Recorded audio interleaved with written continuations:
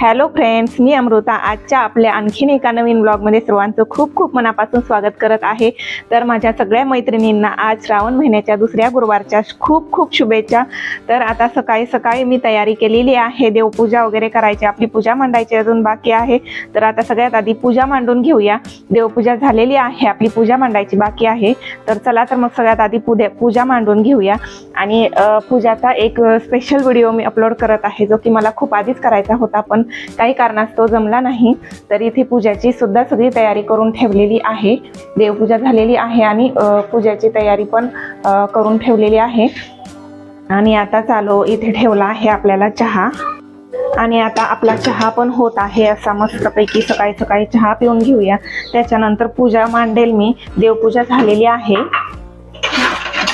आणि आज सकाळी सकाळी यांचा फेवरेट मेनू होता सकाळच्या नाश्त्यामध्ये, जे की मी या अशा मिरच्या तळल्या होत्या बेसन लावून, आणि बटाट्याचे भजे होते, पकोडे, आलू पकोडे, जे की टिफिनसाठी मी बनवले होते आरवीसाठी, म्हणजे यांना पण आवडतात। तर ते पण खुश होऊन गेले आणि ती पण खुश होऊन गेली। तर आज हाफ डे मध्ये मुलं येणार आहेत, म्हणजे लवकरच येणार आहेत, त्याच्यामुळे मला लवकर आवरून घ्यावं लागणार आहे। ही मुलं आज आलेत लवकरच, यांचा आहे आज स्कूलमध्ये हाफ डे। आणि आता माझ्या डोक्याला ताण असणार आहे, कारण लवकर आलेले तर हे काही शांत बसणार नाही। तर ह्याचा हा मित्र आहे।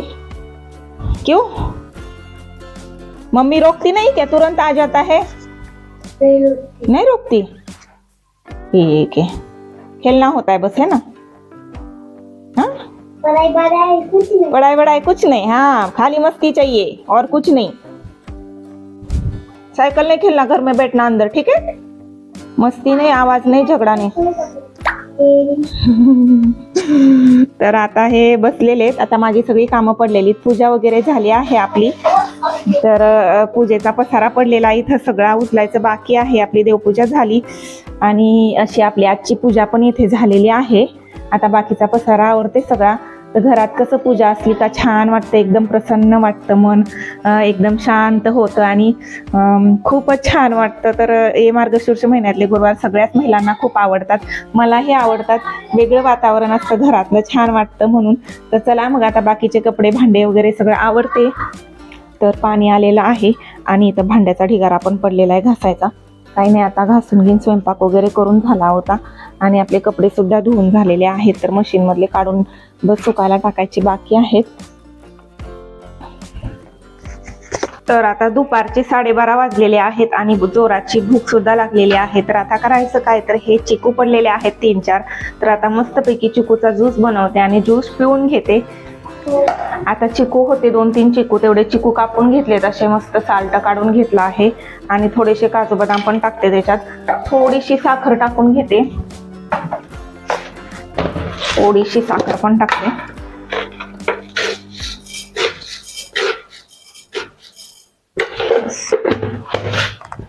आणि आता मस्तपैकी थंड दूध टाकून घेते याच्यात,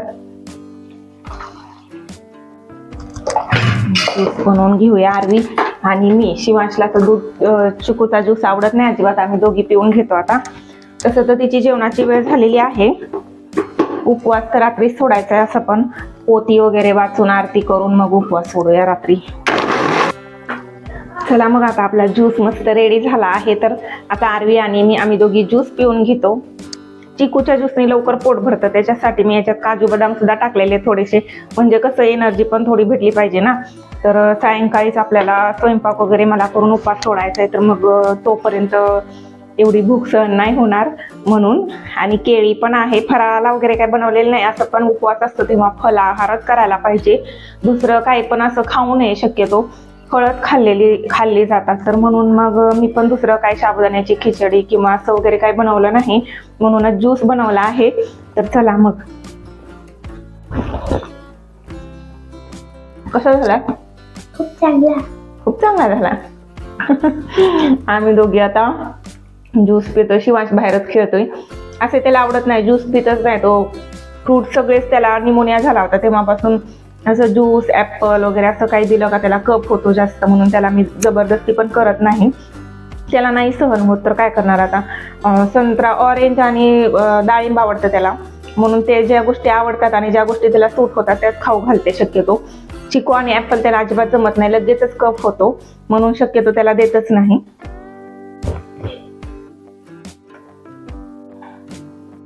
मस्त झाला. बदाम शेक सारखं, बदाम शेक जसं पितो तेव्हा काजू बदाम मध्ये मध्ये तुकडे येतात तसं वाटतंय ना, है ना? छान वाटते ना. दोघी यायला पाहिजे आपण.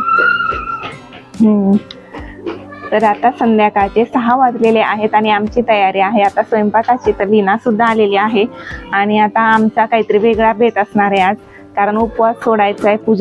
पूजा झालेली आहे सकाळीच, पण आपल्याला आरती करायची, देवासाठी पण काहीतरी गोडाचा नैवेद्य करायचा आहे.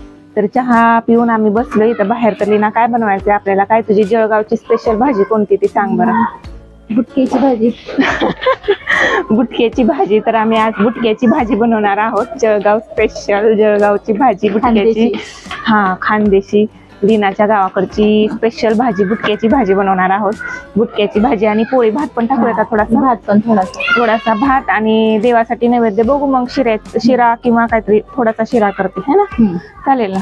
आणि मग स्वयंपाक करून घेऊ, मग आरती करून घेऊ आणि मग जेवण करू. चालेल. तर मग तुम्ही पण आम्हाला कंपनी द्या. आमचा मस्तपैकी पसारा पडलेला आहे किचन वरती सगळा, तुम्ही बघू शकता. सगळ्यात आधी पसारा दाखवते मी कारण आणि ही बघा, ही अशी भाजी, कोणती भाजी गली नाही? बुटकोयाची भाजी. कशी बुटकोय बनवली? बुटकोयाची अशी मस्त लाल जरद भाजी, अशी मस्त एकदम तिखट असणार आहे ही भाजी आणि मस्त मजा येणार आहे. त्याच्यामध्ये मिरची पावडर आणि हळद आणि नमक टाकून त्याला भिजवलं कणकेसारखं आणि त्याला असे एवढे छोटे छोटे गोळे घेऊन बुटके बनवले. हा, प्रेस करून छोटे छोटे टाकायचं उकडत्या भाजीमध्ये टाकायचे. आणि आता ह्या भाजीमध्ये हे बुट्टे काय बुटकोये पडलेले आहेत. तर ही जळगावची स्पेशल आहे म्हणे ही अशी. तर आता याला उकळू द्यावं लागेल, थोडंसं शिजू पण द्यावं लागेल. आणि इथं आपला शिरा पण होतोय, कारण देवाला प्रसाद नैवेद्य काहीतरी गोडाचा पाहिजे म्हणून थोडासा शिरा करते. भात लावायचा बाकी आहे आणि इथे या डब्यामध्ये पोळ्या पण झालेल्या आहेत. आपल्या पोळ्या बनवून ठेवल्या, भाजी पण झाली, शिरा पण होते, फक्त कुकर लावायचा बाकी आहे. तर आता आम्ही दोघी जणी असं आवरतोय आता इथलं फटाफट. शिरा झाला, कुकर लावला का पटकन पोथी वाचून घ्यायची, आपल्याला देवीची आरती करून घ्यायची, देवाला नैवेद्य दाखवायचा आणि मग जेवायला घ्यायचं. तर अशी मस्त तिखट अशी एकदम स्पायसी झणझणीत भाजी बघून काही आता राहत नाहीये. फटाफट आरती आणि ते करून घ्यावं. आधीच भूक लागलेली आहे, पण आता वेळ लागेल थोडासा, तर काही प्रॉब्लेम नाही, कारण पूजापाठ तर करावीच लागेल ना आधी, आहे की नाही. आता मस्त शिरा बनवते फटाफट. शिरा थोडासाच केलेला आहे, कारण गोड एवढं काही कोणाला जास्त आवडत नाही, मुलं पण खात नाहीत, है ना गलीना. तर आता देवाला दिवा लावलेला आहे, स्वयंपाक पण झालाय. आता पोथी वाचून आरती करून घेऊया आपण. तर लीना घरी आहे, तर दोघी हळदी कुंकू करून घेतो. आधी देवाला आपण हळदी कुंकू करतो आणि नंतर मग आपण पोथी वाचूया. लीना हळदी कुंकू करूया आपण. देवीला करू का आधी?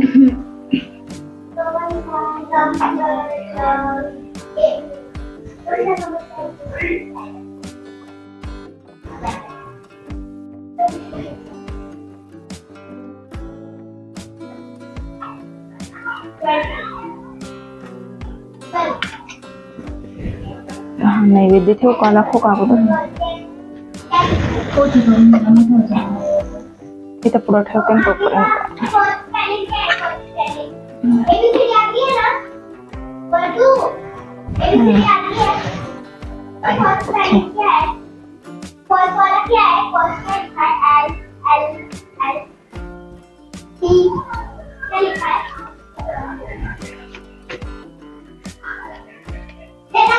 बस झालं, काय नाही, इतकं नका घेऊ, नका इतकं घेऊ. परत आरतीचं घ्या थोडस.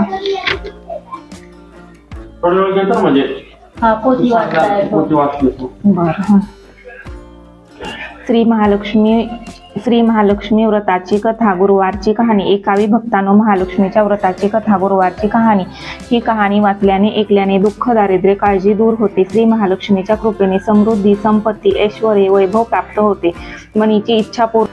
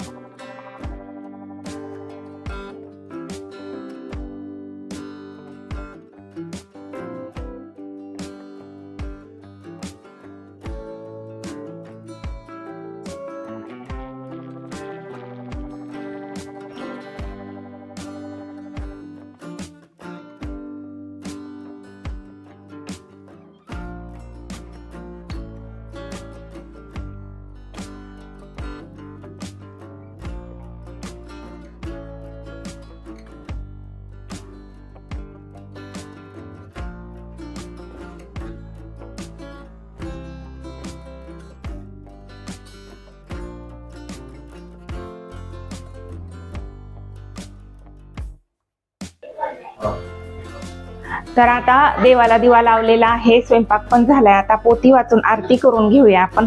तर लीना घरी आहे तर दोघी हळदी कुंकू करून घेतो. आधी देवाला आपण हळदी कुंकू करतो आणि नंतर मग आपण पोथी वाचूया. लीना हळदी कुंकू करूया. देवीला करू का आधी?